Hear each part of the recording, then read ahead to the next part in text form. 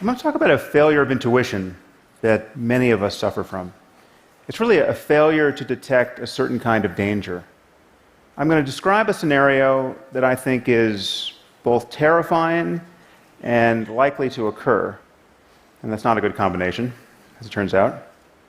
And yet, rather than be scared, most of you will feel that what I'm talking about is kind of cool.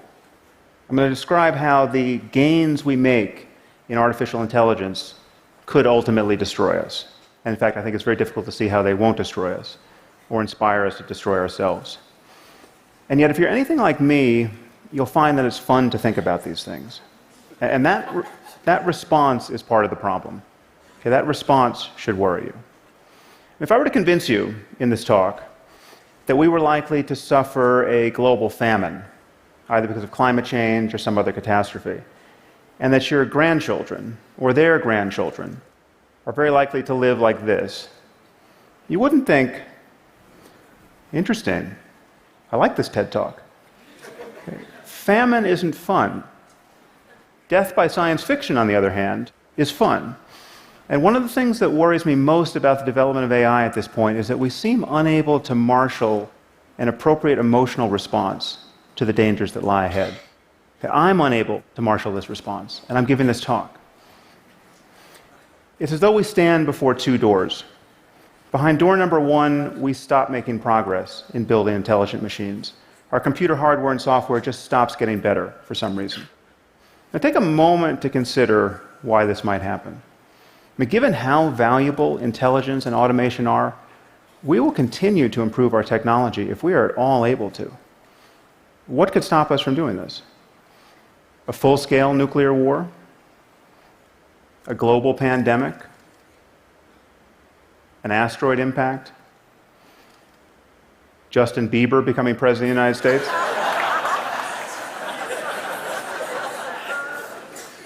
The point is, something would have to destroy civilization as we know it. Okay, you have to imagine how bad it would have to be to prevent us from making improvements in our technology permanently, generation after generation. Almost by definition, this is the worst thing that's ever happened in human history. So the only alternative, and this is what lies behind door number two, is that we continue to improve our intelligent machines year after year after year. And at a certain point, we will build machines that are smarter than we are. And once we have machines that are smarter than we are, they will begin to improve themselves. And then we risk what the mathematician I.J. Good called an intelligence explosion, that the process could get away from us. Now, this is often caricatured, as I have here, as a fear that armies of malicious robots will attack us. But that isn't the most likely scenario. It's not that our machines will become spontaneously malevolent. The concern is really that we will build machines that are so much more competent than we are that the slightest divergence between their goals and our own could destroy us. Just think about how we relate to ants. Okay, we don't hate them. We don't go out of our way to harm them. In fact, sometimes we take pains not to harm them. We step over them on the sidewalk. But whenever their presence seriously conflicts with one of our goals, let's say when constructing a building like this one, we annihilate them without a qualm. Okay, the concern is that we will one day build machines that, whether they're conscious or not, could treat us with similar disregard. Now, I suspect this seems far-fetched to many of you. I bet there are those of you who doubt that superintelligent AI is possible, much less inevitable. Right, but then you must find something wrong with one of the following assumptions, and there are only three of them. Okay. Intelligence is a matter of information processing in physical systems. Okay, actually, this is a little bit more than an assumption. But we have already built narrow intelligence into our machines, and many of these machines perform at a level of superhuman intelligence already. And we know that mere matter can give rise to what is called general intelligence, an ability to think flexibly across multiple domains, because our brains have managed it, right? I mean, there's just atoms in here. And as long as we continue to build systems of atoms that display more and more intelligent behavior, we will eventually, unless we are interrupted, we will eventually build general intelligence into our machines. It's crucial to realize that the rate of progress doesn't matter. Any progress is enough to get us into the end zone. We don't need Moore's law to continue. We don't need exponential progress. We just need to keep going. The second assumption is that we will keep going. We will continue to improve our intelligent machines. And given the value of intelligence, intelligence is either the source of everything we value, or we need it to safeguard everything we value. It is our most valuable resource. So we want to do this. I mean, we have problems that we desperately need to solve. We want to cure diseases like Alzheimer's and cancer. We want to understand economic systems. We want to improve our climate science. So we will do this if we can. The train is already out of the station, and there's no brake to pull. Finally, we don't stand on a peak of intelligence, or anywhere near it, likely. And this really is the crucial insight. This is what makes our situation so precarious. And this is what makes our intuitions about risk so unreliable. Now just consider the smartest person who has ever lived. On almost everyone's short list here is John von Neumann. I mean, the impression that von Neumann made on the people around him, and this included the greatest mathematicians and physicists of his time, is fairly well documented. I mean, if only half the stories about him are half true, there's no question he's one of the smartest people who's ever lived. So consider the spectrum of intelligence. Okay, we have John von Neumann, and then we have you and me, and then we have a chicken. Sorry, a chicken. There's no reason for me to make this talk more depressing than it needs to be. It seems overwhelmingly likely, however, that the spectrum of intelligence extends much further than we currently conceive. And if we build machines that are more intelligent than we are, they will very likely explore this spectrum in ways that we can't imagine and exceed us in ways that we can't imagine. And it's important to recognize that this is true by virtue of speed alone. Right? So imagine we just built a superintelligent AI, right, that was no smarter than your average team of researchers at Stanford or at MIT. Well, electronic circuits function about 1 million times faster than biochemical ones.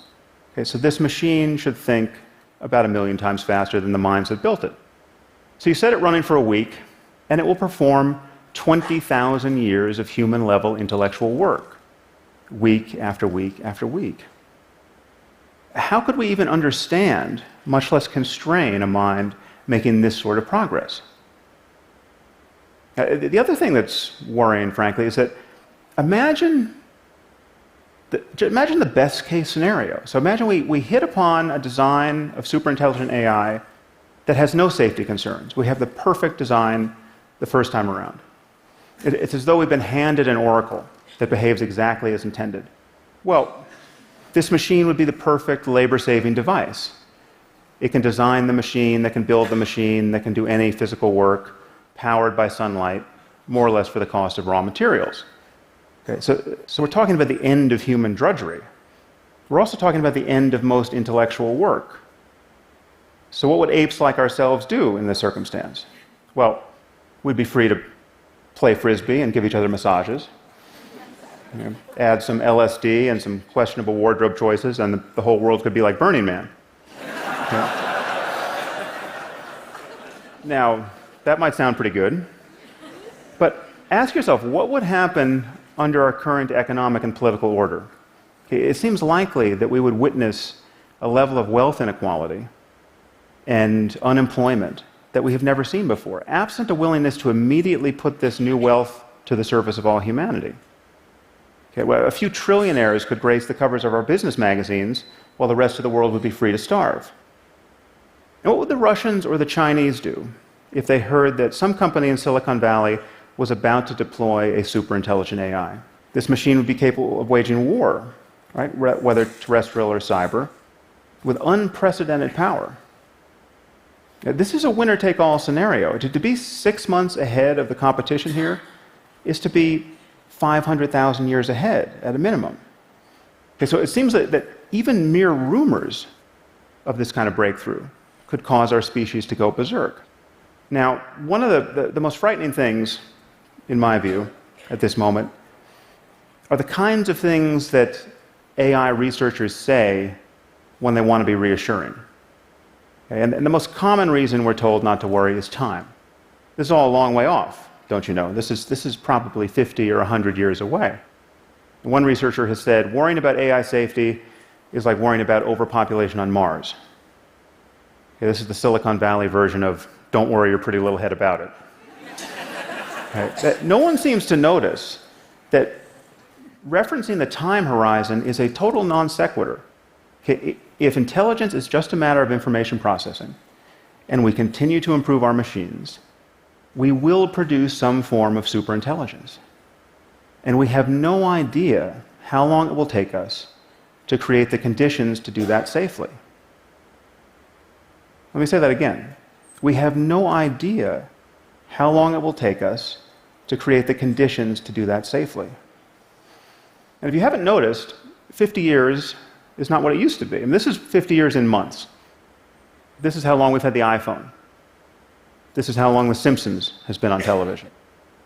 50 years is not that much time to meet one of the greatest challenges our species will ever face. And once again, we seem to be failing to have an appropriate emotional response to what we have every reason to believe is coming. The computer scientist Stuart Russell has a nice analogy here. He said, imagine that we received a message from an alien civilization, which read, "People of Earth, we will arrive on your planet in 50 years. Get ready." And now we're just counting down the months until the mothership lands? Okay. We would feel a little more urgency than we do. Another reason we're told not to worry is that these machines can't help but share our values because they will be literally extensions of ourselves. They'll be grafted onto our brains and will essentially become their limbic systems. Now, take a moment to consider that the safest and only prudent path forward recommended is to implant this technology directly into our brains. Now, this may in fact be the safest and only prudent path forward, but usually one's safety concerns about a technology have to be pretty much worked out before you stick it inside your head. Okay. The deeper problem is that building superintelligent AI on its own seems likely to be easier than building superintelligent AI and having a completed neuroscience that allows us to seamlessly integrate our minds with it. And given that the companies and governments doing this work are likely to perceive themselves to be in a race against all others, given that to win this race is to win the world, provided you don't destroy it in the next moment, then it seems likely that whatever is easier to do will get done first. Now, unfortunately, I don't have a solution to this problem, apart from recommending that more of us think about it. I think we need something like a Manhattan Project on the topic of artificial intelligence. Not to build it, because I think we'll inevitably do that, but to understand how to avoid an arms race and to build it in a way that is aligned with our interests. When you're talking about superintelligent AI that can make changes to itself, it seems that we only have one chance to get the initial conditions right. And even then, we will need to absorb the economic and political consequences of getting them right. But the moment we admit that information processing is the source of intelligence, that some appropriate computational system is what the basis of intelligence is, and we admit that we will improve these systems continuously, and we admit that the horizon of cognition very likely far exceeds what we currently know, then we have to admit that we're in the process of building some sort of God. Now would be a good time to make sure it's a God we can live with. Thank you very much.